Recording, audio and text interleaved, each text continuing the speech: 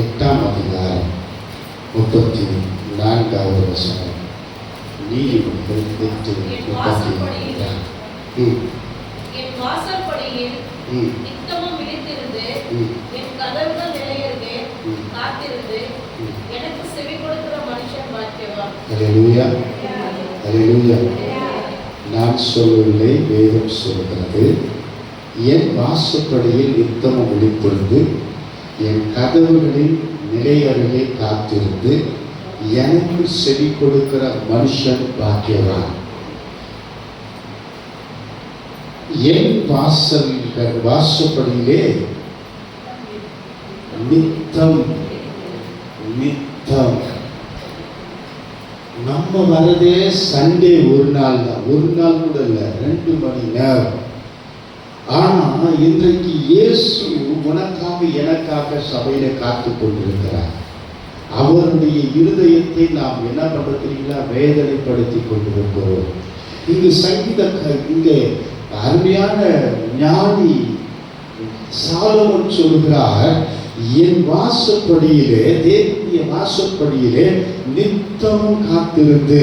இந்த அனுபவம் நமக்கு இருக்கா?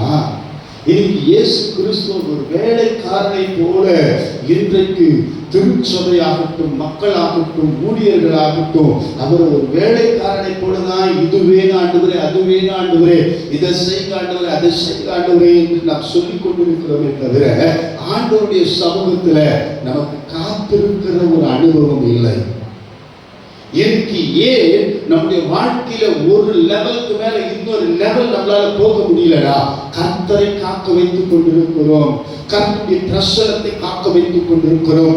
உனக்காக எனக்காக ஜீவனை கொடுத்த இயேசுவை, உனக்காக எனக்காக சவுக்கடி வாங்கின இயேசுவை, உனக்காக எனக்காக முள்முடி சூட்டப்பட்ட இயேசுவை, உனக்காக எனக்காக தன்னுடைய சரீரத்தில் இருக்கிற ஒவ்வொருடைய ரத்தத்தையும் தண்ணீரையும் சிந்தின இயேசுவை இன்றைக்கு துக்கப்படுத்தி வேதனைப்படுத்தி நமக்கு ஒரு பெயரை வைத்துக் கொண்டிருக்கிற பரிசுத்தவான்.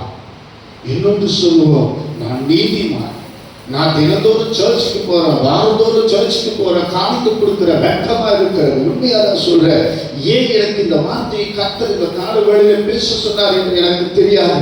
என்னுடைய ஜெப நேரத்துல நான் கீபோர்ட் பக்கத்துல உட்கார்ந்து காலையில 8:10 வந்து நான் ஜெபம் பண்ணிட்டு இருக்கிறேன். ஆண்டவர் சொல்றாரு, எப்பா என் வாசல் அருகே காத்திருக்கிற அனுபவம் திருச்சபைக்கு உண்டா? என் வாசல் அருகே காத்திருக்கிற அனுபவம் ஊழியர்களுக்கு உண்டா? என் வாசல் அருகே காத்திருக்கிற அனுபவம் விசுவாச பிள்ளைகளுக்கு உண்டா? என் பிள்ளைகளுக்கு இது எச்சரி, இது கடைசி கால என் பிள்ளைகளுக்கு எச்சரி. நேற்று மாலை எத்தனை பேர் செய்தி பார்த்தீர்கள் என்று தெரியாது. மத்திய பிரதேசம் என்று நினைக்கிறேன், மத்திய பிரதேசத்திலே கட்டாய மதமாற்றம் என்று ஒன்று நடக்குமானால் அவர்களுக்கு மரண தண்டனை கொடுக்க நாங்கள் சட்ட திருத்தம் கொண்டு வருகிறோம் என்று சொல்லிக் கொண்டிருக்கிறார்கள்.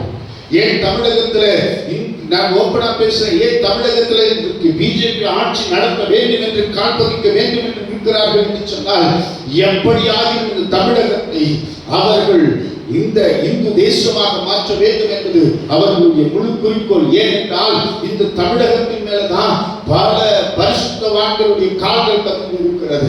இந்த தமிழகத்தில் தான் நமக்கு கொடுக்கப்பட்ட ஒரு அப்போஸ்தலனாகிய தோமா மரித்து போனார். இந்த தமிழகத்தில் தான் சீகர் பால் என்று சொல்லப்படுகிற தேவ மனுஷன் நம்முடைய கைகளில் இருக்கிற வேதாகமத்தை எழுதி கொடுத்தார். இந்த தமிழகத்தில் தான் பல மிஷனரிமார்கள் வந்து தங்களுடைய ஊழியத்தை ஆரம்பித்திருக்கிறார்கள். ஆகினால் இந்த தமிழகத்தை அழிக்க வேண்டும். எனக்கு பிரியமான என் தேவச்சனமே, ஏன் இதை நான் உங்களுக்கு எச்சரிக்கையா சொல்கிறேன் என்றால், நீங்கள் கர்த்தருக்காக காத்திருக்கிற நாட்கள் எங்கே என்று கர்த்தர் கேட்டால், ஆண்டவரே எனக்கு இந்த வேலை இருந்துச்சு, அந்த வேலை இருந்துச்சு, என் பிள்ளைகளுக்கு சமைச்சிட்டு வந்தேன், ஆனா நான் ஒன்று சொல்லுவேன், உன் பிள்ளைகளுக்கு சமைக்கிறியோ சமைக்கலையோ ஆண்டவருடைய நாளை ஆண்டவருக்கு என்று ஒப்புக் கொடுப்பாயானால் உன் வாழ்க்கை ஆசீர்வாதமாய் இருக்கும். ஹல்லேலூயா, ஹல்லேலூயா, ஹல்லேலூயா. பலர் சொல்லி நான் கேள்விப்பட்டிருக்கேன், இந்த ஊழியர் இந்த ஊருக்கு வரும்போது சைக்கிள் கூட கிடையாது, இந்த ஊழியர் இந்த ஊருக்கு வரும்போது அது கிடையாது இது கிடையாதுன்னு சொல்லுவாங்க. ஏன் அந்த ஊழியர் கொஞ்ச காலத்துல அல்லது கொஞ்சம் வருஷத்துல அவர் பெரிய லெவலுக்கு போனார்னா நீங்க கொடுக்கிற காணிக்கையினால் அல்ல, நல்லா கவனிக்கணும். உங்க காணிக்கையினால் கர்த்தர் உங்களை ஆசீர்வதிக்கிறார். ஆனால் நாங்கள் அல்லது ஊழியர்கள் கர்த்தருடைய நாளை மனமகிழ்ச்சி நாள் என்று எண்ணுகிறோம். இந்த எசேயா தீர்க்கதரிசன புத்தகத்தில் எழுதப்பட்டிருக்கிற வார்த்தையை நாங்கள் அப்படியே ஏற்றுக்கொள்கிறோம். இந்த வேதத்தில் இருக்கிற இந்த வார்த்தைகளை ஏற்றுக்கொள்கிற கர்த்தருடைய சமூகத்துல நித்தமும் விழித்திருந்து காத்திருக்க வேண்டும். அடுத்தது சொல்றாரு, என் கதவு நிலையருகே காத்திருந்து எனக்கு செவி கொடுக்கிறவன் பாக்கியவான். யாருக்கு? கர்த்தருக்கு செவி கொடுக்கிறவன் பாக்கியவான். கர்த்தருடைய வார்த்தைக்கு செவி கொடுக்கிறவன் பாக்கியவான். கர்த்தருடைய சத்தத்திற்கு செவி கொடுக்கிறவன் பாக்கியவான்.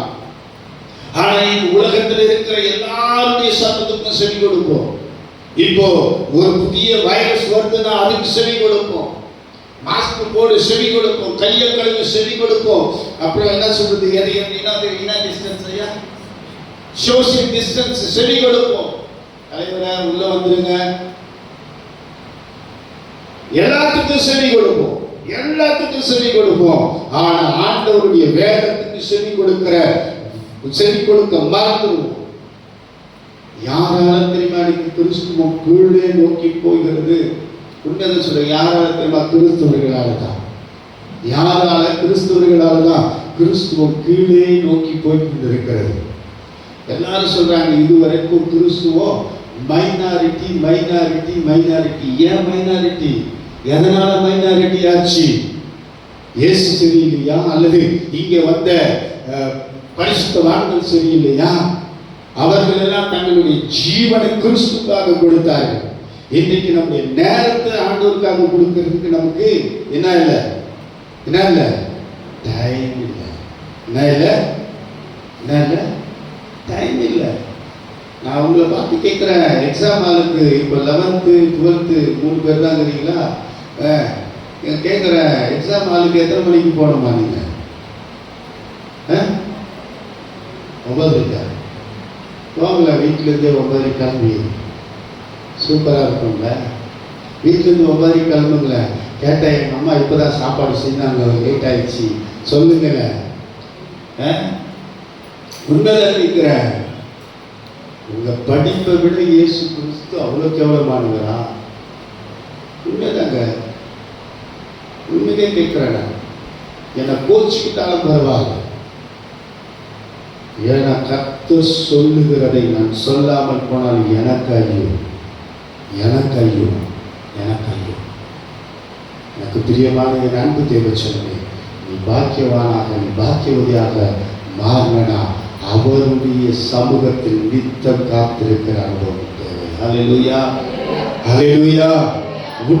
அவருடைய சமூகத்தில் நித்தமும் காத்திருக்கணும். வேதம் சொல்லுது, என் கதவு நிலை அருகே காத்திருந்து. இங்க வேதத்துல ஒரு மனுஷன் அப்போஸ்தலர் நடவடிக்கைகளை நீங்க பார்க்கலாம். 3ஆம் அதிகாரத்துல அவர் வாசப்படியில தான் இருக்கிறார். அவர் எங்க இருக்கிறாரு? வாசப்படிக்கு வெளியே இருக்கிறார். அவருடைய பேர் அங்க எழுதப்படாது. அவர் அம்மா வயிற்றிலிருந்து வரும்போதே அவர் எப்படியா பிறந்தாருன்னா சப்பானியா பிறந்தார். எவ்வளவு ஒரு அற்புதம் பாருங்க. வாசற்படிக்கு வெளியே இருக்கிறாரு. ஒவ்வொரு நாள் அங்கு ஆராதனை நடக்கிறது. கர்த்தருடைய வார்த்தையை போதிக்கிறார்கள். அபிஷேகம் பண்ணப்பட்ட தேவ மனுஷன் அவளியாய் வருகிறார். அன்றைக்கு ஒரு அற்புதம் நடக்கிறது. ஹல்லேலூயா. அதனாலதான் ஆரம்பத்திலே சொன்ன, எந்த நேரத்துல எப்ப எது நடக்கும் தெரியாது. அதனாலதான் நீங்க சீக்கிரமா வந்தா உங்களுடைய வாழ்க்கையில கர்த்தர் எப்ப பேசுவார், என்ன நடக்கும் தெரியாது. பாருங்க, ஏறக்குறைய அவன் தாயின் கர்ப்பத்தில் வெளிப்பட்ட நாள் முதல் அவன் எப்படியா இருக்கிறான்னா சப்பானியா இருக்கிறான். நடக்க முடியல. அவனை சொந்தக்காரங்களே கூட்டு வந்து பிச்சை எடுக்கிறதுக்கு தான் அங்க வாசப்படியில வச்சுட்டு போறான். நடந்தது என்ன? தேவ மனிதர்கள் வந்தார். அவர்கள் சொன்னார்கள், எங்களிடத்தில் இருப்பதை நாங்கள் உங்களுக்கு தருகிறோம். அல்லேலூயா. நம்மளால சொல்ல முடியுமா? அவர்கள் பிரித்தெடுக்கப்பட்ட ஒரு வாழ்க்கையில வாழ்கிறார்கள். நம்மளால சொல்ல முடியுமா? நான் தம்பியும் சமீபத்தில் பேசியிருந்தோம். பிரதிஷ்டைன்னு சொல்றாங்க. பிரதிஷ்டைனா என்ன ஜனங்களுக்கு இதுவரைக்கும் தெரியல. ஏதோ வந்தோம், டெடிகேட் பண்ணோம், போயிட்டோம் அப்படின்னு நினைக்கிறாங்க. இன்னைக்கு காலையில தேவ சமூகத்தில் இங்க நின்று அந்த பிரதிஷ்டை குறித்து ஒரு வார்த்தை எடுக்கிறேன். கர்த்தர் சொன்னார். ஏன்னா அந்த மகனும் சொன்னா பிரதிஷ்டை என்றால் பிரித்தெடுக்கப்பட்ட வாழ்க்கை என்றார். என்னோடு கூட கர்த்தர் அதே வார்த்தையை காலையில் பேசினார். பிரதிஷ்டை என்றால் பிரித்தெடுக்கப்பட்ட வாழ்க்கை, உலகத்திலிருந்து பிரித்தெடுக்கப்பட்ட வாழ்க்கை, தேவனுக்கு என்று வாழ்கிற ஒரு வாழ்க்கை. என் அத்தகைய வாழ்க்கைக்கு தான் கர்த்தர் உன்னை என்னையும் பிரித்தெடுத்திருக்கிறார். உலகத்திற்கு ஒத்த வேஷம் தரிப்பதற்காக அல்ல. எனக்கு பிரியமான தேவச்சனமே, நீயும் நான் தேவனோடு நிற்கும்படியாக அழைக்கப்பட்டிருக்கிறோம். ஏன் நம்முடைய வாழ்க்கையில இன்னும் பாக்கியவான் எழுதப்படல, இன்னும் கடந்தார, இன்னமும் நம்ம வாழ்க்கையில வியாதிக்கார, இன்னும் ஏன் உலகத்தார் நம்மளை பார்த்து அத்தனை வார்த்தை சொல்றாங்கன்னா நாம காத்திருக்கிற இடத்துல இல்ல. அதனால உலகம் நம்ம வேற மாதிரி பேசுது. நாம் கர்த்தரிடத்துல காத்திருப்போம். உலகம் உன்னை என்னையும் பார்த்து பாக்கியவான் பாக்கியவதி என்று சொல்லும். அல்லேலூயா, அல்லேலூயா. இன்னொரு வார்த்தை நாம் வாசிக்கலாம். மத்திய எழுதின சுவிசேஷம் 24ஆம் அதிகாரம் 42வது வசனத்தை வாசிக்கலாமா? மத்திய எழுதின சுவிசேஷம் 24:42.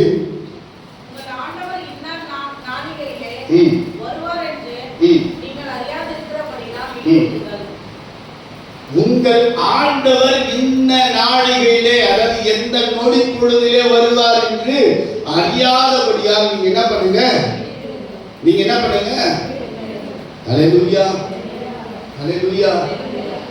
நான் மேலே இருக்கிற மீண்டும் நீதிமொழிகளில் இருந்த வசனத்தை உங்களுக்கு சுட்டி காட்ட விரும்புகிறேன். வாசற்படியில் நித்தம் விழித்திருக்க வேண்டும். இங்கே ஆண்டவர் எப்பொழுது வருவார் என்று தெரியாததினால் நாம விழித்திருக்க வேண்டும். ஆமென், அல்லேலூயா. ஆண்டவருடைய வார்த்தை சொல்லுது, நான் சிறைப்பட்டிருந்தேன், நீங்கள் என்னை விசாரிக்கவில்லை. நான் பசியா இருந்தேன், நீ எனக்கு ஆகாரம் தரவில்லை. நான் வஸ்திரம் இல்லாமல் இருந்தேன், நீ எனக்கு வஸ்திரம் தரவில்லை. நான் வியாதியா இருந்தேன், நீ என்னை விசாரிக்க வரவில்லை என்று ஆண்டவர் சொல்லுகிறார். அப்பொழுது சீஷர்களும் ஜனங்களும் கேட்கிறாங்க, எப்ப ஆண்டவரே, எப்ப ஆண்டவரே, நீங்க எப்ப இப்படி எல்லாம் இருந்தீங்க? நீங்க எப்ப சிறையில இருந்தீங்க? நீங்க எப்ப பசியா இருந்தீங்க? நீங்க எப்ப ட்ரெஸ் இல்லாம இருந்தீங்க? நீங்க எப்ப சாப்பாடு இல்லாம இருந்தீங்க? நீங்க எப்ப வியாதிப்பட்டு இருந்தீங்க? அப்ப ஆண்டவர் சொல்றார், இந்த சிறியவரில் ஒருவனுக்கு நீ எதை செய்தாயோ, இந்த சிறியவனில் ஒருவனுக்கு நீ எதை செய்தாயோ அது எனக்கே செய்தாய் என்று எழுதியிருக்கிறார். ஏன் அந்த வார்த்தையை இதையும் நான் உங்களுக்கு ஒப்பிட்டு காட்டுகிறேன் என்றால், இப்படி அறியாமல் இருக்கிற சூழ்நிலையில நீங்கள் ஒருத்தரை போஷிக்கிறீர்கள், சாப்பாடு கொடுக்குறீங்கன்னா, ஒருவேளை அது தேவ தூதனாக கூட இருக்கலாம், அல்லது தேவனாக கூட இருக்கலாம். அல்லேலூயா. எனக்கு சரியா ஞாபகம் ஒரு விஷயம், ஈச்சம்பாடி அதுக்கு என் பைக் எடுத்துட்டு நான் போயிட்டு இருக்கிறேன். அங்க ஊழியம் சாம்பல்பட்டி, மணிக்கணும் சாம்பல்பட்டிக்கு டூ வீலர்ல போயிட்டே இருக்க ஒரு தம்பி திடீர்னு கையாட்டான். என்ன சூழ்நிலைன்னு தெரியல. நான் பைக்கை நிப்பாட்டி, என்ன தம்பின்னு, அடே நான் வேலூர்ல இருந்து நடந்து வரேன். ஏன் என்னாச்சு? என் சொந்த ஊர் நாகர்கோயில். நாகர்கோயில நான் இருக்க, இங்க வேலூர்ல ஒரு வேலைக்காண்டி வந்தேன். 2 மாசம் வேலை செய்த, வேலையில பணம் கொடுக்கல, சம்பளம் கொடுக்கல, எல்லாத்தையும் பிடிங்கிட்டாங்க, என்னை அடிக்கிறாங்க. அதனால நான் தப்பிச்சு அங்கிருந்து வந்துட்டேன். நடியா வரேன். யாருமே விட்டு தர மாட்டேங்கிறாங்க, யாருமே எனக்கு உதவி செய்ய மாட்டேங்கிறாங்க. சாப்பியா தம்பியில இல்லைனே, ஊத்தங்கரையில நிப்பாட்டி அவனுக்கு ஒரு டீயை பண்ண வாங்கி கொடுத்துட்டு அதே இடத்துல நிப்பாட்டி, என்னால முடிஞ்சது இதுதான், இவ்வளவுதான் இருக்குது என் கையில. ஒரு 500 சில ரூபா இருந்துச்சு, அதை அப்படியே எடுத்து, ஏன்னா வண்டிக்கு பெட்ரோல், நான் வெளியே போனேன்னா வண்டிக்கு பெட்ரோல் அடிச்சிருவேன் ஃபுல்லா என் டூ வீலர். நான் காணிக்கை பெட்டியோ அல்லது காணிக்கை கவரியை எதிர்பார்த்து செய்கிற ஊழியன் அல்ல. நான் கர்த்தரை எதிர்பார்த்து செய்கிறதுனால எல்லாத்தையும் அவங்க கிட்ட கொடுத்துட்டு, அண்ணே உங்க நம்பர் கொடுங்க, நான் நம்பர் தந்தேன். அப்பெல்லாம் ஜிபே கூகுள் பே அதெல்லாம் இல்லை. நான் கொடுத்துட்டு சொன்னேன், தம்பி நீ போய் ஊருக்கு போயிட்டு எனக்கு ஒரே ஒரு ஃபோன் கால் மாத்திரம் பண்ணி நீ சேர்ந்துட்டேன்னு சொல்லி. ஏன்னா அவன் மனைவி ஒரு ஆண்டிக்கார். அவன் சொன்னதான், என் தாயார் ஒரு விதோ, என் சகோதரி இருக்கிறாள், இவ்வளவுதான் என் குடும்பம், என் மனைவி எல்லாம் இங்க வந்தேன். கடைசியில பார்த்தா அவன் ஒரு கிறிஸ்துவன். நான் கிறிஸ்துவத்துக்காக நான் பேசல, அவன் ஒரு கிறிஸ்துவன். அப்பதான் சொன்ன, தம்பி நான் ஊழியத்துக்கு போறேன், என்கிட்ட இவ்வளவுதான் இருக்கு, நீ வச்சுக்க. அதே போல அவன் ஊருக்கு போயிட்டு எனக்கு போன் அடிச்சான். அண்ணே தயவு செய்தனே உங்க நம்பரை உங்க அட்ரஸ் அனுப்புங்க, நான் பணத்தை தந்து அனுப்புறேன், நான் பணத்தை மணி ஆர்டர் பண்றேன்னா. நான் ஒன்று சொன்னேன், அவங்க அருகாமையில் எதனா சர்ச் இருக்குதா அல்லது அநாத இல்லங்கள் இருந்தா அல்லது எது இருக்குதோ அங்க போய் அதை கொடுத்துரு, கர்த்தருடைய ஆசீர்வதிப்பார். ஹல்லேலூயா, ஹல்லேலூயா. எனக்கு பிரியமான என் அன்பு தேவச்சனமே, ஆண்டவர் எப்பொழுது வருவார், எப்படி வருவார், எந்த நாளையில் வருவார் என்று வேதம் சொல்லுகிறது தெரியாதா? ஆகினால் நாம் என்ன பண்ணணும், என்ன பண்ணணும், என்ன பண்ணணும்? விழித்திருந்து தூங்கணும். ஹல்லேலூயா, விழித்திருந்து. ஆமா, எங்கள் வீட்டில் காணுங்க, அவன் இன்னைக்கு எங்கள் மச்சான் மகன் ஒரு கருதுறான். அவனுக்கு திடீர்னு பார்த்தீங்கன்னா முடிச்சுக்கிற மாதிரியே இருக்கும். விழித்திருந்து தூங்குவான். அவன் பெயர் விக்னேஷ்குமார். விழித்திருந்து தூங்குவான். இப்படி எல்லாம் விழித்திருந்து சபையில தூங்காது இருப்பீர்களா? ஹல்லேலூயா, ஹல்லேலூயா. இந்த சபையில நிறைய தூங்குகிறவர்கள். பள்ளியிலே தூங்கினவர் கல்வியில்தான், போர் படையிலே தூங்கினவர் நெற்றியில்தான், சபையிலே தூங்கியவர் பரலோகத்தை இழந்தார். ஹல்லேலூயா. கவிதை கொட்டுது. உண்மையாக சொல்ற, ஒரு சிலர் வேத வசனத்தில் இருந்தா சொல்றேன், என்னவா, கர்த்தரோ தமக்கு பிரியமானவர்களுக்கு நித்திரை தரா. எங்க வச்சு? சர்ச்சில் வச்சு. ஒரு சிலரெல்லாம் பார்க்கணும். ஏன்னா உண்மையா நாங்கள் யாரும் பரிசுக்காக சொல்றேங்க, நாங்கள் ஜெபம் பண்ணி ப்ரிப்பரேஷன் ஆகி செய்திகளை கொண்டு வருவதற்குள்ள இதில் எங்கன்னா தவறாக எங்கன்னா விட்டுருக்குறோமா இல்லை விட்டுருமான்னு நாங்கள் பார்த்து பார்த்து பார்த்து பார்த்து நின்று பேசுவோம். எங்களுக்கு தான் தெரியும் அந்த அடி வைத்து வேறு.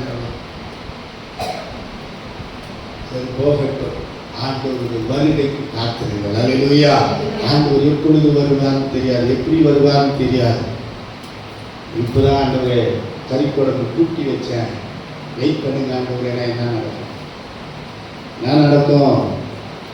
இப்போதான் அக்பர் கடையா பஷீர் கடையா தெரியல பேர், அங்கே போயிட்டு ஸ்கூட்டியை வேகமாக ஓட்டி வேணாம். உண்மைதான் சொல்றேன், கர்த்தருடைய சமூகத்துக்கு வாருங்கள். ஹல்லேலூயா. கர்த்தருடைய ஆசீர்வாதம் நீங்க எப்படி எடுத்துக்கிட்டீங்களோ தெரியாது. உண்மைதான் சொல்றேன், நீங்க என்ன யோசிச்சாலும் எனக்கு அதை பத்தி கவலை இல்லை. ரொம்ப வேதனையோடு 2 நாள், உண்மையாக தான் சொல்றேன், 2-3 நாளுக்கு மேல ரொம்ப வேதனையோடு புலப்பலோடு அழுகையோடு காத்தது. ஒருத்தருக்கு மாத்திரம்தான் தெரியும் அந்த வலி, வேதனை, புலம்பல். என் தேவைகளை நான் இதுவரைக்கும் யாரிடத்துல சொல்லி எனக்கு இது தேவை அதுக்காக ஜெபம் பண்ணுங்கன்னு நான் சொன்னவனும் கிடையாது. என் வேதனையை கர்த்தர் கண்டார். கொஞ்சம் மாலையில் ஒரு அதிசயத்தை சொல்றேன். ஹல்லேலூயா, ஹல்லேலூயா.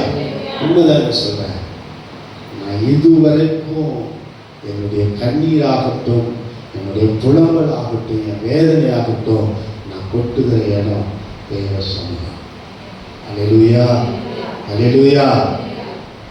எவன் பணம் தருவான், எவன் காசு தருவான், எவன் காணிக்கப்படுவான், எவன் எதை செய்வான், அங்கே நான் காத்திருக்கிறதுல நான் கர்த்தர் சமூகத்தில் காத்திருக்கிறேன். கர்த்தருடைய சத்தத்தை கேட்கிறேன். என்னுடைய வேதனையை, என்னுடைய கூக்குரலை கர்த்தர் கேட்கிறாரு. எனக்கு ஒரு அற்புதத்தை செய்கிறார். ஹல்லேலூயா, ஹல்லேலூயா. எனக்கு பிரியமான என் அன்பு தேவச்சனமே, அவர் வருகை யாருக்கும் தெரியாது. ஆகினால் அவர் வருகைக்காக ஆயத்தப்படுத்துவதுதான் திருச்சபை. அவர் வருகைக்காக உங்களை ஆயத்தப்படுத்துவதுதான் கர்த்தருடைய ஆலயம். கர்த்தருடைய ஆலயத்தில் எங்களுக்கு என்ன வேலை தெரியுமா? அவரோடு கூட நீங்கள் ஒப்புரவாகி இயேசுவின் வருகைக்கு விழித்திருந்து காத்திருப்பதற்கு ஆயத்தப்படுத்துவதுதான் சார். பள்ளிக்கூடத்துக்கு போறோம், எதுக்கு போறோம்? பாடத்தை கற்றுக்கொள்வதற்காக மாத்திரமல்ல, நம்முடைய அறிவை வளர்த்துக் கொள்ள. வேலைக்கு போறோம், எதுக்காக? சம்பாதிக்கிறதுக்கு மாத்திரம் அல்ல. நமக்கு நம்பி கொடுத்த அந்த எஜமான் அல்லது அந்த வேலையை கொடுத்த அந்த எஜமானுக்கு உண்மையாக இருக்கும்படியா அவருடைய அந்த வேலையை நாம் திருப்தியாக செய்து கொடுக்கும் போது அவன் உங்களை குறித்து அவன் நல்ல சாட்சி சொல்லுவான். இயேசு நம்மை குறித்து என்ன சாட்சி சொல்லுவான்? அந்த எஜமான் நம்முடைய கையில நம்பி கொடுத்திருக்கிற வேலையை நம்ம சரியா செய்திருக்கிறோமா? அவர் வருகைக்காக நாம் விழித்திருந்து காத்திருக்கிறோமா? அல்லது அவருடைய சத்தியத்திற்கு நீயும் நானும் சாட்சியா நின்றிருக்கிறோமா? தயவு செய்து இதை கூர்ந்து கவனித்து பாருங்கள். கர்த்தர் உங்களை ஆசீர்வதிப்பார். அடுத்ததாக மத்தேயு எழுதின சுவிசேஷம் 26ஆம் அதிகாரம் 41ஆம் வசனம் சொல்கிறது, நீங்கள் சோதனைக்கு உட்படாதபடிக்கு விழித்திருந்து ஜெபம் பண்ணுங்கள். அல்லேலூயா, அல்லேலூயா. அதுக்கு தான் சிலர் எல்லாம் கண்ணை திறந்துக்கிட்டே இருப்பாங்க. ஆறாவது நேரத்திலையும் கண்ணு திறப்பாங்க, துதிக்கிற நேரத்திலையும் கண்ணு திறப்பாங்க. இங்க வேற சொல்றது, நான் சொல்லல. நீங்கள் சோதனைக்கு உட்படாதபடிக்கு விழித்திருந்து ஜெபம் பண்ணுங்க. ஜெபத்துல விழித்திரு அப்படின்னா கண்ணு திறந்து இப்படி பார்க்கலாம். எது விழித்திருப்பது? விழித்திருந்து ஜெபம் பண்ணுங்கன்ற. விழித்திருந்துன்னா என்ன?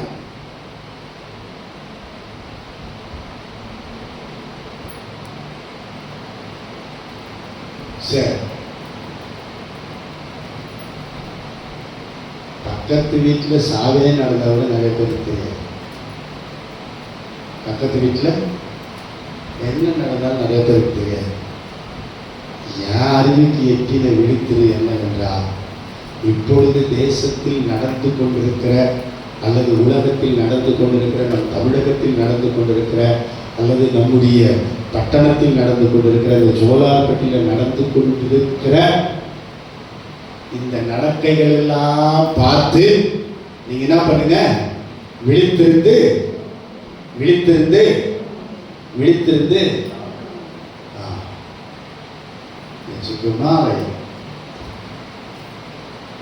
நான் ஒரு இடத்துல போயிட்டு கொஞ்சம் வேகமா வர வேண்டிய ஒரு சூழ்நிலை வந்து கொண்டிருக்கிறேன். மஞ்சள் கடை பஸ் அது வேகமா வந்துச்சு பாருங்க. சூப்பர் எக்ஸல் ஏறக்குறைய என்னோட வயசானவராகத்தான் இருக்கும். ஏன்னா அவருடைய உருவத்தை பார்த்து நான் சொல்கிறேன். ஏன்னா தலையை பார்க்க முடியல. என்ன நினைச்சு தெரியல, தடான ஒரு சத்தம், அவ்வளவுதான். தலை மேல பஸ் ஏறி ஆகிடுச்சு.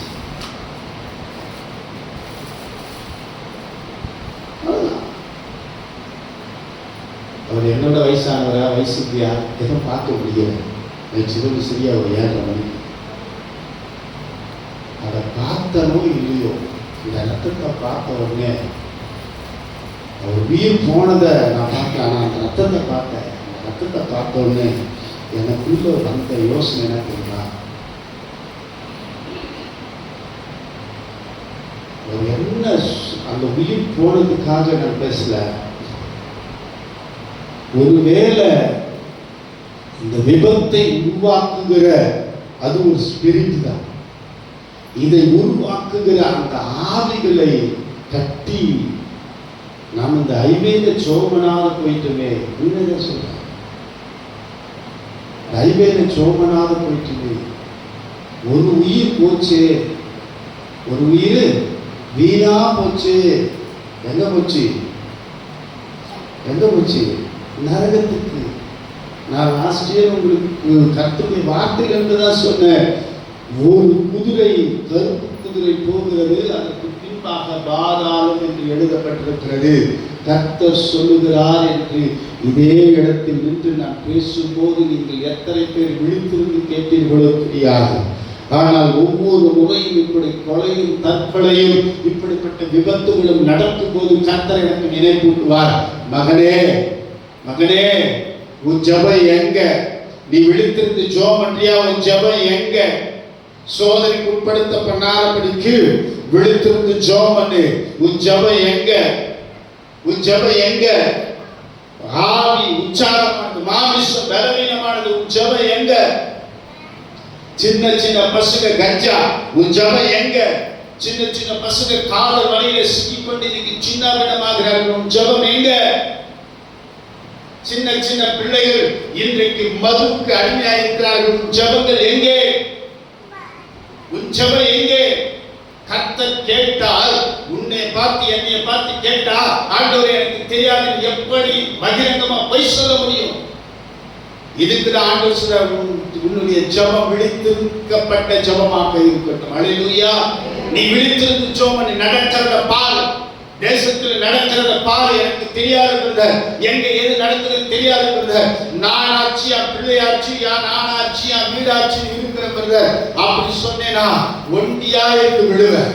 இயேசுவின் நாமத்தினால சொல்றேன், இன்னைக்கு தேசத்தில் நடந்திருக்கிற, இன்னைக்கு தேசத்தில் நடந்து கொண்டிருக்கிற சூழ்நிலைகளுக்காக நீ கண்ணீர் வடி. அல்லேலூயா, அல்லேலூயா. எனக்கு பிரியமான என் அன்பு தேவச்சனே, அந்த மனுஷன் இறந்து போனான். ஒருவேளை அந்த மனுஷனுடைய குடும்பம் என்ன சூழ்நிலையில் இருக்கிறதோ, எதுக்காக அவர் வெளியே வந்தாரோ, தன் தாய் தன்னுடைய பிள்ளைகளுக்கு மெடிசன் வாங்க வந்திருப்பார், இல்லை எதுக்கு வந்திருப்பார், ஏன் வந்திருப்பார் புரியல, எதுக்காக வந்திருப்பார் தெரியல.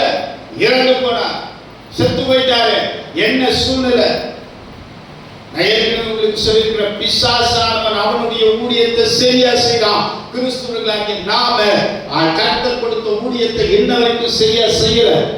பிசாசு தன்னுடைய ராஜ்யத்துக்கு ஆட்களை சேர்த்துக் கொண்டிருக்கிறான். கிறிஸ்துவர்களாகிய நாம விழித்திருந்து ஜெபம் பண்ணதுக்கு ரொம்ப தயங்குறோம்.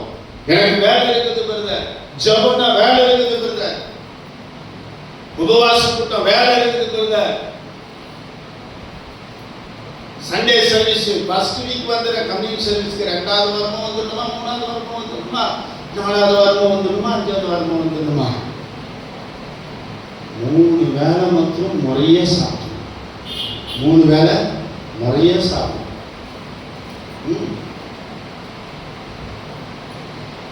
ஒரு நிமிஷம் ஊழியர் கூடுதல் இங்கதான் எனக்கு தெரிஞ்சதை போல நான் பண்ணி போட்டுட்டே இருந்தேன். எப்போ பாருங்க கோபி பாஸ்டருக்கு வேற வேலையே எனக்கு ஒன்றும் புரியல. என்னடா எப்படி சொல்றாங்க, என்னதான் எப்போ பாரு அந்த கீ ரைஸே போடுறீங்க, எப்போ பாரு கீ ரைஸே போடுறீங்க. வந்து கலாரி பார்த்தா தானே தெரியும் கீ ரைஸுக்கோ எந்த ரைஸோ. ஆள் உட்காந்து வெங்காயம் கட் பண்ணி அதை பண்ணி இதை பண்ணி இப்பயாச்சும் உதவிக்கு 2 பேரோ ஒருத்தரோ வந்து உதவி செய்துட்டு போகிறாங்க. அப்போ ஒருத்தரும் கிடையாது, நானே ராஜா நானே மந்திரி எல்லாம் செய்து போட்டா இப்படி ஒரு குற்றம் கடைபிடித்து பெயர் வாங்கினார்கள். சரி போட்டு நான் எதுக்கு சொல்கிறேன்னா, நம்ம இப்படி தான் சலிச்சுக்கிறோம்னு சொல்கிறோம். எவ்ரி வீக் போயிடுமா சர்ச்சுக்கு, வாரம் போயிடுமா, இந்த 1 வாரம் வீடு போட்டால் என்ன, 1 வாரம் சபைக்கு போகாது போனால் என்ன, வாரமாக இருக்கணும். நான் கேட்குறேன், நமக்கு உயிரை கொடுத்து வச்சிருக்கிறாரே, இல்லையா, நமக்கு உயிரை கொடுத்து வச்சிருக்கிறாரே. நான் போன வாரம் பேசும்போது சொல்கிறேன், நான் செத்தா ஊழியக்காரனா தான் சாவேன். உண்மைதான் சொல்கிறேன். காரணம் என்ன தெரியுங்களா, நான் திரும்பி பார்க்குறேங்க, இந்த 30 ஆண்டுகள் நான் உயிரோடு இருப்பது என் ஆண்டவராகிய இயேசு கிறிஸ்துவின் சுத்த கிருபை. அல்லேலூயா. பெங்களூர்ல மர்பி டவுன் என்ற இடத்துல 94வது ஆண்டு 10 பேருடைய வெட்டு கத்திக்கு பலியாக வேண்டியவரை கர்த்தருக்கு உயிரோடு நிற்க வச்சு ஊழியத்தை கொடுத்து இத்தனை பிள்ளைகளையும் கொடுத்து இயேசு கிறிஸ்துவின் அபிஷேகத்தை என்னால வச்சு என ஊழியக்காரனை வச்சிருக்கிறாரே, இதற்கு ஈடு இந்த உலகத்துல ஒண்ணுமே கிடையாது. அல்லேலூயா, அல்லேலூயா. ஒருவேளை 94ஆம் ஆண்டு அந்த நவம்பர் மாதம் நான் அந்த இடத்துல வெட்டுண்டு செலுத்திருப்பேனா, இன்னைக்கு இத்தனை மூச்சை நான் பார்த்துக்க முடியாது. என்ன போல எத்தனையோ ஊழியக்காரனை கர்த்தர் கொண்டு வந்திருப்பார், உங்களை ரட்சிக்கும்படியாக, உங்களை வழிநடத்தும்படியா. ஆனா உங்களை போல ஒரு நல்ல பிள்ளைகளை என் வாழ்க்கையில பார்த்திருக்குவனா முடிஞ்சிருக்காது. இந்த 2025 ஆண்டு இந்த மார்ச் மாசம் 9ஆம் தேதி நான் பார்த்திருப்பேன், முடிஞ்சிருக்காது.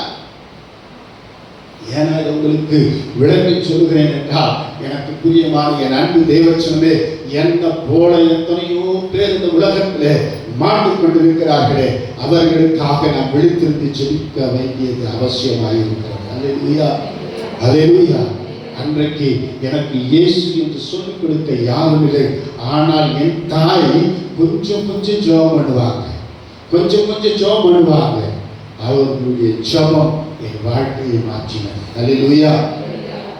95வது ஆண்டு தப்பி தவறி இந்த பொண்ணை கையை பிடிச்ச, அதனால என் வாழ்க்கை இன்னைக்கு இயேசு நல்லவர் என்று சொல்லுகிற அளவுக்கு என்னை நிற்க வச்சிருக்குது. ஆமென், அல்லேலூயா. 30 ஆண்டுகள் கடந்து போனது. நான் திரும்பி பார்க்கிறேன் என்னுடைய நாட்களை. எனக்கு பிரியமான என் அன்பு தேவச்சனமே, உங்களுடைய வாழ்க்கையில நீங்கள் விழித்திருந்து ஜெபம் பண்ணுங்க. என்னை போல எத்தனையோ கோபி ரட்சிக்கப்படுவதற்கு கர்த்தர் உங்கள் ஜெபத்தை கேட்டுக்கொண்டிருக்கிறார். அல்லேலூயா, அல்லேலூயா. சின்ன கமிட்மெண்ட்ல ஒரு கூட்டம் நடக்கும். ஒவ்வொரு மாசமும் புதன்கிழமை எங்க அத்தை வீட்டில் நான் கேலி பண்ணுவேன், நான் கிண்டல் பண்ணுவேன். பயங்கரமா அவங்கள எவ்வளவு தரக்குறைவா பேச முடியுமோ சொல்லுவேன். எங்க அத்தை சொல்லுவாங்க, ஏய் மர்பீன் தான் என்னை கூப்பிடுவாங்க. ஏய் இப்ப தெரியாதுடா, ஒரு நாள் வரும் நீ பைபிளை தூக்கின்னு சுத்து வேணாங்க. இன்னைக்கு ஆண்டவருடைய கிருபையில சொல்றேன், இந்த பக்கம் ஒரு பைபிள், இந்த பக்கம் ஒரு பைபிள். என் பேக்கில் எடுத்தா பைபிள், என் சூட்கேஸை திறந்தா பைபிள், எங்க பார்த்தாலும் என் கையில வேதாகமும்.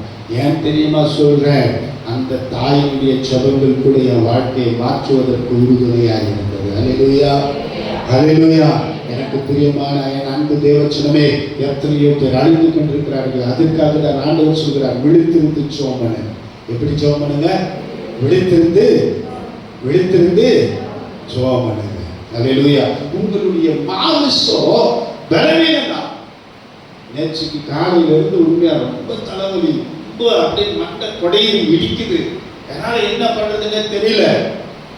ஆனா எனக்கு ஒன்று தெரியும், அவர் சமூகத்தில் நின்றுட்டா எனக்கு பலன் வந்துடும். ஆமென், அல்லேலூயா. பலம் வந்துடும். அந்த பலவீனம் தான். ஆனா பலத்தோடு, கர்த்தருடைய பலத்தோடு உற்சாகமா என்னால் பேச முடிகிறது. அல்லேலூயா. அதான் என்ன சொல்லுது, உன் மாமிச பலவீனம் தான், ஆனா ஆவிய உற்சாகமா ஆவிக்குள் நிரம்பி ஜெபம் பண்ண ஆரம்பிங்க. கர்த்தர் உங்களுக்கு ஜெபத்தை கேட்பார். அடுத்ததாக லூக்கா எழுதின சுவிசேஷம் 21ஆம் அதிகாரம் 36ஆம் வசனம் சொல்கிறது, ஆகையால் இனி சம்பவிக்க போகிற இவைகளுக்கெல்லாம் நீங்கள் தப்பி மனுஷகுமாரனுக்கு முன்பாக நிற்கிறவர்களாக எண்ணப்படுவதற்கு எப்பொழுதும் ஜெபம் பண்ணி முடியுமா? எப்போதும் ஜெபம் பண்ணி விழித்திருக்க முடியுமா? எப்போதும் ஜெபம் பண்ண முடியுமா? விழித்திருக்கிறத விட நான் கொஞ்சம் அப்படி வச்சுக்கிறேன். எப்பொழுதும் ஜெபம் பண்ண முடியுமா? நம்முடைய வாயை திறந்தாதான் நமக்கு ஜெபத்துக்கு பதிலாக வேற ஏதோ வருது. உண்மைதான் சொல்றேன், நம்முடைய வாயில ஜெபத்துக்கு பதிலாக வேற ஏதோ வருது. நான் இன்னைக்கு ஜெபம் பண்றதுக்கு தான் உட்கார்ந்தேன். ஜெபம் பண்ண உட்கார்ந்தவே சண்டை வந்துருக்குது எங்க வீட்டுல. இப்படி சொல்றவர்களை நான் கேள்விப்பட்டிருக்கேன். ஜெபம் பண்ண உட்கார்ந்த என்னால முடியறதே இல்லை. ஆனா இந்த வேதவசனம் சொல்லுது, ஆகையால் இனி சம்பவிக்க போகிற இவைகளுக்கெல்லாம் நீங்கள் தப்பி மனுஷகுமாரனுக்கு முன்பாக நிற்க திராணி உள்ளவர்களாய் எண்ணப்படுவதற்கு எப்போது விழித்திருந்து ஜெபம் பண்ணுங்க. ஆமென், அல்லேலூயா. யாருக்கு முன்னாடி நிற்கிறேன்றதை நீங்க முதல்ல புரிஞ்சுக்கணும். ஜெபத்துல நீ வீட்டுல கூடி வரன்றது தான் நீ நினைக்கிற. ஜெபத்துல நீ சர்ச்சில் கூடி வரன்னு தான் நினைக்கிற. ஆனா இங்க வேதவசனம் என்ன சொல்லுதுன்னா, நீ தேவனுக்கு முன்பாக நிற்கிறாய். ஹல்லேலூயா, ஹல்லேலூயா. உன் ஜெபத்துக்கு ஜெப அறையில அல்லது உன் வீட்டுல நீ ஜெபிக்கும் போது நீ யாருக்கு முன்னாடி முழங்கால் படித்து இருக்கிற தெரியுமா? தேவனுக்கு முன்பாக. ஆமென். சொல்ல மாட்டீங்க, இயேசு உங்களுக்கு முன்னாடி நிற்கிறார். ஹல்லேலூயா. சிலர் பார்த்துருங்க, ஜெபம் பண்ணுங்க. ஆமென். நல்ல அது என்ன சொல்லுது, ஏது சொல்லுது, என்ன பேசும். ஒரு சிலர் ஜெபம் பண்ணுங்க,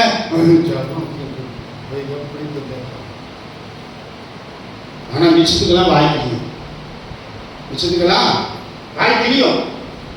ஜெபனா எப்படி ஜெபம் பண்றது, எப்படி தின்னுறது சொல்லுங்க, எப்படி சாப்பிடுறது. போன வாரம் வந்தான், அவங்க அம்மா முட்டி எடுத்து வச்சுருந்தான். ஏன்டா, எனக்கு முட்டை பிடிக்கும். என்ன பிடிக்கும்? முட்டை பிடிக்கும். தாத்தா எனக்கு முட்டை பிடிக்கும், சாப்பிடு. பொல்லாதவனாகிய நானே, பொல்லாதவனாகிய நானே உனக்கு பிடிக்கும்ன்றத இந்தடா சாப்பிட்ற, உங்க அம்மா கட்டி எடுத்துக்காதான்னு கொடுக்குறனே. உன்னையை என்னையை உருவாக்கின இயேசு நாம் கேட்கும் போது நமக்கு கொடுக்காமல் இருப்பாரா? அல்லேலூயா. எனக்கு முன்பாக ஒருவர் இருக்கிறார், அவர் இயேசு. என் விண்ணப்பத்தை கேட்பார், என் ஜெபத்தை கேட்பார். ஏன் தெரியுமா? இதுவரைக்கும் நம்முடைய ஜெபம் கேட்கப்படலன்னா நம்ம நினைக்கிற நினைப்பெல்லாம் என்ன தெரியுங்களா? நான் ஜெபம் பண்றேன், நான் ஜெபம் பண்றேன். இப்போ நான் உங்களுக்கு தெளிவாக வேதத்திலிருந்து சொல்லித்தரேன். உங்களுக்கு முன்பாக ஒருத்தர் உங்கள் ஜெபத்தை கேட்கிறவர் இருக்கிறார். ஆமென். அல்லேலூயா. உங்களுக்கு முன்பாக ஒருத்தர் உங்கள் ஜெபத்தை கேட்கிறவர் இருக்கிறார். அவருக்கு முன்னாடி நீ விழித்திருந்து ஜெபம். ஆமென். அல்லேலூயா. இன்னும் கொஞ்சம் வேகமா நான் போயிடுறேன். கொலோசியர் எழுதின நிருபம் 4ஆம் அதிகாரம், கொலோசியர் எழுதின நிருபம் 4ஆம் அதிகாரம் 2வது வசனம் சொல்லுகிறது, இடைவிடாமல் ஜெபம் பண்ணுங்கள், ஸ்தோத்திரத்தோடு ஜெபத்திலே விழித்திருங்கள். இடைவிடாமல், இடைவிடாமல்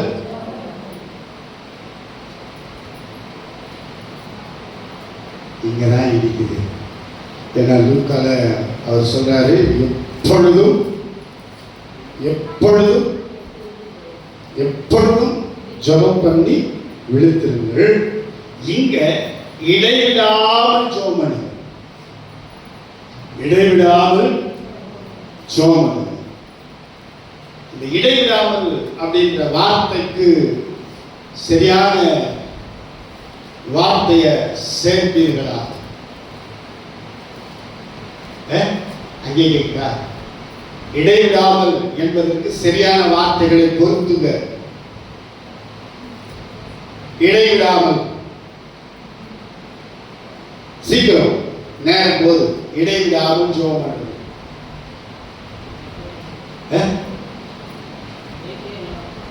ஐயா, பிரேக் இல்லாம போய் எங்க இடிச்சுக்கோங்க. என் மூளை அறிவிக்கு எட்டினது, ஐயா சொன்னதா, என் மூளை அறிவிக்கு எட்டினது நான் சொல்லுகிறேன். நீங்க சொல்லப்படுகிற அந்த ஜெபத்துல அல்லது நீங்க கேட்கிற அந்த ஜெபத்துல இன்னைக்கு ஜெபம் பண்ணுவோம். என்ன சொல்லி, ஆண்டவரே உமக்கு சுத்தமானால் இதை செய்யும், அவ்வளோ ஜெபம் பண்ணுவோம். அதோட அதை என்ன பண்ணிடுவோம், அதை விட்டுருவோம். இப்போ இந்த முன்வரிசையில் இருக்கிற இந்த 3 பேரும் எதற்கு ஜெபம் பண்ணாங்க தெரியுமா? ரிசல்ட் ஜெபம் பண்ணாங்க. போன மாசம்லாம் முக்கி படிக்கவே இல்லை. போன மாசம் அவங்க இஷ்டத்துக்கு படிச்சாங்க. இப்போ எப்ப கேளு, நம்ம பண்ற அவங்க பண்ணு படிச்சு. ஏன் எக்ஸாம் இல்லை? ஏன் முன்கூட்டியே படிச்சா என்ன? எக்ஸாமுக்கு முன்னாடி தான் படிக்கணுமோ? கேட்கல. இவங்க ஜெபம் எது இருக்குன்னா, இந்த ரிசல்ட் வர்றதுக்கு ஆண்டவரே பேப்பர் திருத்துகிறவர்களை ரட்சியம், ஆண்டவர் ரட்சியமோ என்னவோ சொல்லி ஏதோ ஒன்று ஜெபம் பண்ணி, ஆண்டவரே இந்த பேப்பர் திருத்து உங்களுக்கு கண்ணை திறந்துருங்க ஆண்டவரே. நாம எடுத்துட்டு வந்தேன், எதை எடுத்துட்டு வந்தேன் அப்படிங்கிற சில குரூப்பெல்லாம் இருக்கு. சரி போட்டோம். இந்த இந்த இந்த போல வாழக்கூடாது. நீ எதுக்காக ஜெபம் பண்ண தீர்மானிக்கிறோயோ அந்த ஜெபத்துல இடைவிடாமல் ஜெபிக்க ஆரம்பிக்கணும். ஹல்லேலூயா, ஹல்லேலூயா. உண்மையில சொல்றேன், இடைவிடாம. எனக்கு கொடுத்த என் ஃபேமிலியும் சரி, எங்க அம்மா அப்பாவும் சரி, என் கூட பிறந்தவங்களும் சரி, என் பிள்ளைகளும் சரி, அதே போல எனக்கு கிடைச்ச என் பொண்டாட்டியும் சரி, நச்சரிப்பெல்லாம் இல்லை. இது வேணும், இது வேணும், இது இது வேணுமே வேணும் அப்படின்னு ஒத்த காலில் நிற்கிறவர்கள் இல்லை. அதனால எனக்கு நான் பாக்கியதான். ஏன் சொல்றேன்னா, ஒரு சிலர் நீங்க புரிஞ்சுக்கிறதுக்காக சொல்றேன். இது வேணுமே வேணும், வேணுமே வேணும், வேணுமே வேணும், வேணுமே வேணும் ஒத்த காலில் நிற்பாங்க பாருங்க. வாங்கி கொடுத்தே ஆகணும், இல்லைன்னா நான் சோறே தின்ன மாட்டேன். பார்த்துக்கிங்களா? உங்க வீட்டில் தான், உங்க வீட்டில் நடக்கிற கதை தான். கத்திரிக்காய் குழம்பா எனக்கு சோறே வாங்கன்னு சொன்ன கிராய்க்குங்களா இருக்கு. தக்காளி சோறா எனக்கு சாப்பாடு இல்லை பரவாயில்ல, நான் சென்ட் ஜோசப் ஸ்கூல்ல பட்னியாவும் நடப்பேன். அப்படி சில குரூப் இருக்குது. எங்க வீட்டில் ஒருத்தர் இருக்கிறார், ரசம் தூக்கி அடிக்கிறது. இன்னைக்கு என்னப்பா சாப்பிட்ட? சோறு ரசம். ஓடமும் ஒரு நாள் ரோட்டுக்கு வரும், பீக்காட்டு. இப்போ கையில் இருக்கிறது கூட இப்படி வடிச்சு நக்கிறேன். 2023 28 நாள் அனுபவம் பேசுகிறது.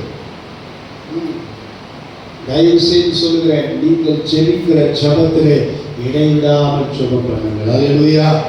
ஒரு விஷயத்தை கேட்க ஆரம்பிச்சிங்கன்னா ஆண்டவர் ஏன் இவ இப்படி நச்சரிக்கிறாளே சொல்ல மாட்டார். ஆண்டவரே எனக்கு இது செய்யுங்கப்பா, என் பிள்ளைகளுக்கு ஞானத்தை தாங்கப்பா, என் பிள்ளைகளை நல்லா வாழ வைங்கப்பா, என் பிள்ளைகளுடைய வாழ்க்கை ஆசீர்வாதமா இருக்கட்டப்பா, நீ சொல்லி பாரு.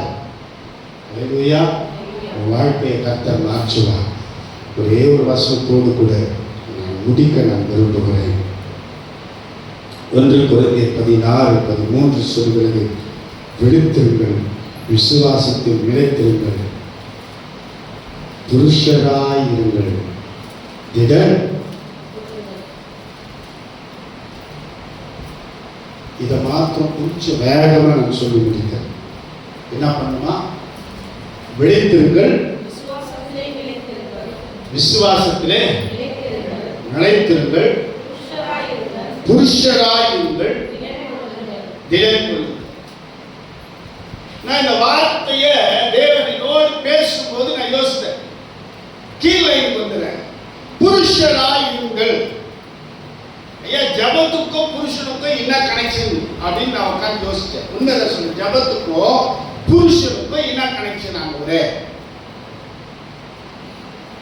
அப்படி நான் ஜெபிக்கும் போது கர்த்தர் சொன்ன வார்த்தை, ஒரு கணவன் புருஷன் அப்படின்றவனுடைய கடமை என்ன? இந்த பக்கம் பார்த்து கேட்கல, இந்த பக்கம் தான் பார்த்து கேட்கல. கல்யாணம் ஆனவங்க எல்லாரும் பார்த்தா எனக்கு ஒன்றும் புரியல. சரி, நானே கண்ணு மூடி பேசுவேன். புருஷனுடைய கடமை என்ன? என் பொண்டாட்டிக்கு 3 வேளை சோறு போடணும், அவங்க அம்மா வீட்டில் தான் போட்டாங்க. புருஷனுடைய கடமை என்ன? என் பொண்டாட்டிக்கு துணி எடுத்து கொடுக்கணும், அவங்க வீட்டிலே தான் கொடுத்தாங்க. அவங்க வீட்டிலனா ஏவாள மாதிரி வச்சுருந்தாங்க, இல்லை ஏதேன் தோட்டத்தில் ஏவாளக்கா போய் இலம் தேய்ச்சின்னு வச்சு அந்த மாதிரி வச்சுருந்தாங்க. இல்லையே, அவங்க வீட்டில் துணி எடுத்து தான் கொடுத்தாங்க. அப்போ புருஷனுடைய கடமை என்ன? 3 வேளை சோறை போட்டுனா சாப்பிட்டியா அமைதியாக இருக்கணும், பேசக்கூடாது. நான் யார் தெரியுமா? ஆம்பளை, நான் புருஷன். புருஷனுடைய கடமை என்ன தெரியுமா? குடும்பத்தை கட்டி எழுப்ப வேண்டியவன் புருஷன். அல்லேலூயா, அல்லேலூயா. உண்மைதாங்க சொல்ற, புருஷனுடைய வேலை தான் கட்டி எழுப்பணும். குடும்பத்துல என்ன வந்தாலும் சரி, அவன் தேவனுக்கு முன்பாக நிற்கிறவன் ஆனால் மாத்திரம்தான் குடும்பத்தை கட்டி எழுப்ப முடியும். ஏன்னா இந்த வேதத்துல தான் பொண்டாட்டின்றவன் யாரு, புருஷன்றவன் யாருன்னு சொல்லிக் கொடுக்கிறது என் கையில் இருக்கிற பைபிளை தவிர எந்த குர்ஆன்லயும் பகவத்கீதையிலும். வேதம் சொல்லுது, நல்ல மனைவியை கண்டெடுக்கிறவன் ஜீவனை உண்மை. நேற்று சாயங்காலம் அப்படி வர்றேன், அந்த வார்த்தை வருது. என்னையா ஏன் அப்ப பொண்டாட்டியை கண்டடைகிறவன் ஜீவன் இல்லையா? என் மூளைக்கு எட்டினதை நான் சொல்லுகிறேன். மனைவியை கண்டடைகிறவன் இன்னொரு ஜீவனை கொடுக்கிற ஒரு நல்ல தகப்பனாக இருக்கிறார். ஜீவனை கண்டடைகிறார். நிறைய வார்த்தைகள் நான் பைக் ஓட்டிட்டு போகும்போது, வீட்டில் இருக்கும்போது நிறைய பேசிக்கிட்டே இருப்பார் ஆண்டவர். அப்ப இந்த வார்த்தை சொல்லுது, புருஷன்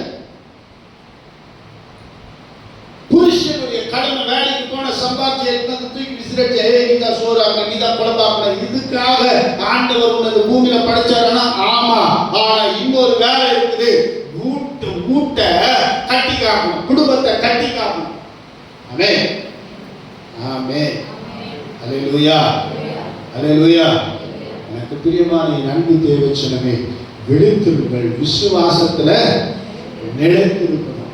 என் தேவன் எனக்கு கொடுத்த நல்ல மனைவி, என் தேவன் எனக்கு கொடுத்த நல்ல பிள்ளைகள், என் தேவன் எனக்கு கொடுத்த நல்ல பெற்றோர், என் தேவன் எனக்கு கொடுத்த நல்ல தாய் தகப்பன், நல்ல சகோதரி, நல்ல சகோதரி, இதை என்னைக்கு ஒரு புருஷன் அல்லது இது என்னைக்கு ஒரு மனுஷி விசுவாசிக்கிறாளோ அவன் தான் விசுவாசத்துல நிலைத்து நிற்க முடியும். அல்லேலூயா.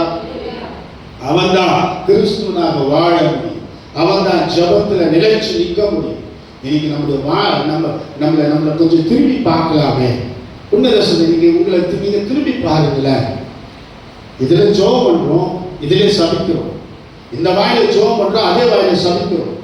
வேறு சொல்லுது, துதித்தலோ சபித்தலோ ஒரே வாயில இருந்து வரக்கூடாது. ஜெபம் பண்றோம், சபிக்கிறோம், ஜெபம் பண்றோம், சண்டை போறோம், ஜெபம் பண்றோம், கெட்ட வார்த்தை போறோம், ஜெபம் பண்றோம். என்ன பிரயோஜனம்? ஏன் ஜெபம் கேட்கப்படல? இதுக்காக தான், இதனாலதான் கேட்கப்படல. எனக்கு பிரியமான அன்பு தெரிவிச்சுமே, விழித்திருங்கள் தேவனுடைய வாசகர்களே. அல்லேலூயா. விழித்திருங்கள் அவருடைய சமூகத்துல, விழித்திருங்கள் ஜெபத்துல. நீங்கள் விழித்திருந்து திடமனதாய் விசுவாசத்தோடு காத்திருங்கள். கர்த்தர் உங்களை வழிநடத்துவார். அல்லேலூயா, அல்லேலூயா. நம் கண்களை மூடி இருக்கிற இடங்களில் கண்களை மூடி கர்த்தருடைய சமூகத்துல, நல்ல தகப்பனே, இந்த நல்ல காலைகளுக்காக நன்றி. நாங்கள் விழித்திருந்து செழிக்கிறவர்களாக, நாங்கள் விழித்திருந்து ஆண்டவரே இந்த உலகத்தில் அழிந்து போகிற ஆத்துமக்களுக்காக வேண்டுதல் பண்ணுகிறவர்களாக, நாங்கள் விழித்திருந்து கர்த்தருடைய சத்தத்தை கேட்டு அதன்படி ஜீவிக்கிறவர்களாக எங்களை மாற்றும். இயேசு கிறிஸ்துவின் நல்ல நாமத்தில் எங்கள் ஒவ்வொருவரும் ஒப்புக் கொடுக்கிறோம். எங்கள் ஜீவனுள்ள நல்ல பிதாவே, ஆமென், ஆமென். அல்லேலூயா, அல்லேலூயா. கர்த்தர் உங்களை வழி நடத்துவாராக. இப்பொழுது